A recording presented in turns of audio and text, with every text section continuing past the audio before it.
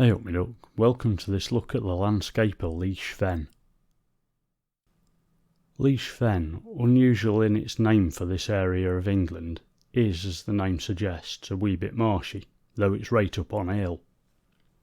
We'll take a look at the ancient ways and navigation points, considering the routes folk would have taken across this less than hospitable and fairly remote part of Derbyshire. The moor is known for the possible location of a lost medieval village. Lichfield Barn, used in the 1980s film of nuclear war Threads, and the homophobic bubble car murders of the early 1960s. Looking at the overview map, we see Manchester top left, Sheffield top right, Stoke bottom left, Nottingham and Derby bottom right.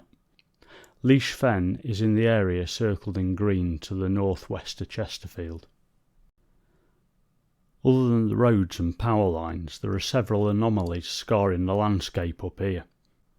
There's an 18th century drainage ditch, and for those with long memories, British Gas ran an advert in the 70s or early 80s extolling the virtues of their high pressure gas main that was going to be excavated across the country. But not to worry, because these will very, very shortly disappear into the landscape. You'll never know we've been here. It's absolute cobblers. 40 years later, and the pipeline still stands out like a blind cobbler's thumb.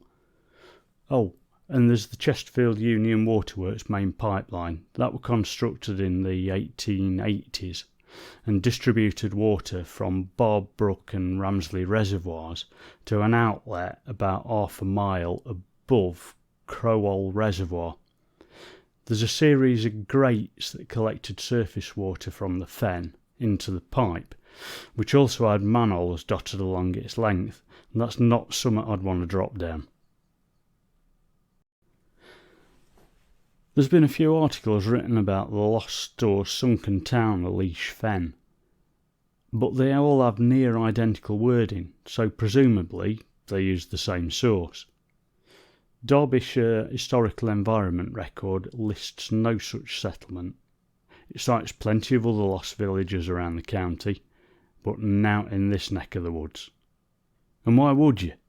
It's chuffing bleak up here. Until recently, there was a dwelling named Bleak House, just to emphasise the point. It's now been renamed to something less desolate.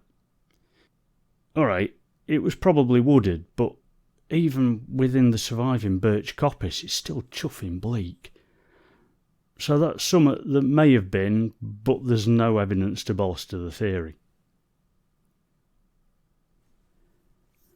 More tangible are the wayside crosses, guide stoops and the more modern turnpike milepost. Let's have a look at the pre-turnpike ways and those navigation aids.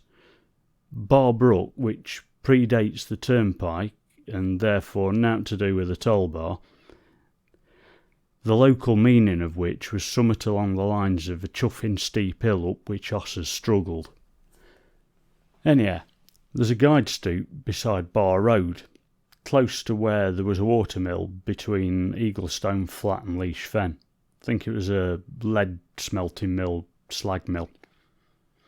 Bar Road was a major thoroughfare of its time, there being a number of guide stoops on Big Moor directing the traveller towards Baslow, Dronfield and Sheffield, but more of them another time.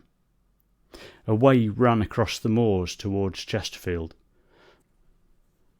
the guide stoop having only Chesterfield inscribed on one of its four faces, as most waymarkers of its time describes the route to the right of that face. A slab bridge dated 1742 lies just upstream of the guide stoop, on the other side of the more modern turnpike of Clodhall Lane. However, that's not the way for us. An older way crossed Bar Brook somewhere around the mill, and then ascended the boggy terrain towards Clodhall. Around a mile away we'll find a well-weathered wayside cross, and that surviving stump is not easy to locate. The next waypoint in the Chesterfield direction, and only a few hundred yards from Clodhall, is Wibbersley Cross, which is in much better nick. From there I assume the way would have been via the guide stoop at Bleak House and Pudding Pie Farm, though the way is ancient and predates these 18th century waymarkers. Continuing via the Holloway at Pudding Pie Hill, then down the hill via Brampton, now Old Brampton, and Ashgate towards Chesterfield. Incidentally, looking at the turn of the century OS 25-inch map, it'd appear that the post-war replanting of the Bleak House guide stoop is incorrect. The Pudding Pie guide stoop, being moved to its current location, also from Bleak House only a few years ago. The Bleak House guide stoop of 1743 is inscribed Chesterfield, Dronfield, Bakewell and Middleton. That's Stony Middleton. There's also a guide stoop close to Shillitoe Wood. The stoop is inscribed with Bakewell, Chesterfield and Dronfield.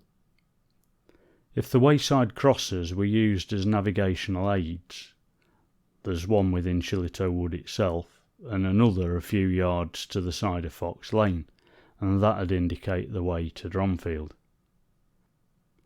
There's also the base of a cross in line with Spikewinter Lane, leading onwards to Grange Hill, the location of a later toll bar, and descending to Chesterfield via Pratt Hall and either Cutthorpe Hall or Linacre Hall and Holme Hall, and on to the old Brockwell Lane, known as the Donkey Racecourse, into Chesterfield.